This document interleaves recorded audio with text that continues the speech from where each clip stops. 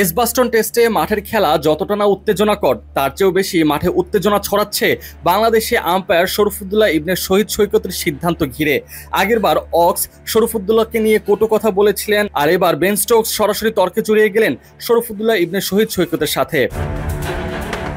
England Bharat সিরিজের দ্বিতীয় টেস্টে অনফিল্ড আম্পায়ার হিসেবে দায়িত্ব পালন করছেন বাংলাদেশের সৈকত। টেস্টের প্রথম দিন থেকে একাধিক এলবিডব্লিউ সিদ্ধান্তে অসন্তুষ্ট ইংলিশ শিবির সেই ধারা বজায় থাকলো তৃতীয় দিনেও, যখন মাঠে ঘটে গেল আরেক বিতর্কিত ঘটনা। এবার সরাসরি ইংলিশ অধিনায়ক বেন স্টোকসের সঙ্গে তর্কে জড়ালেন সৈকত। ভারতের দ্বিতীয় ইনিংসের অষ্টম ওভারে ইংলিশ পেসার জশ টং এলবিডব্লিউর আবেদন করেন ওপেনার যশস্বী জয়সওয়ালের বিপক্ষে। আম্পায়ার শরফুদ্দুল্লাহ তখন সঙ্গে সঙ্গে আঙুল তুলে দেন। ইংল্যান্ডের শিবির খুশি হলেও জয়সওয়াল তখনও নিশ্চিত ছিলেন না সিদ্ধান্ত নিয়ে। তিনি লোকেশ রাহুলের সঙ্গে আলোচনা করে খানিকটা দেরিতেই রিভিউ নেন। এই রিভিউ নেওয়ার বিষয়টাই বিতর্কের জন্ম দেয়। ইংল্যান্ড অধিনায়ক বেন স্টোকস ছুটে যান আম্পায়ার সৈকতের দিকে। তার দাবি 15 সেকেন্ডের নির্ধারিত সময় পার হয়ে গেছে, তাই রিভিউ নেওয়ার সুযোগ থাকা উচিত নয়।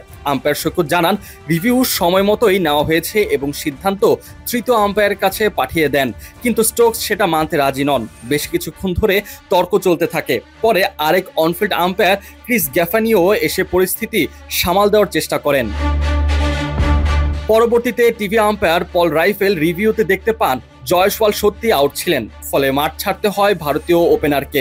কিন্তু মাঠ ছাড়ার আগ পর্যন্ত স্টোকসের চেহারায় স্পষ্ট ছাপ ছিল অসন্তুষ্টির।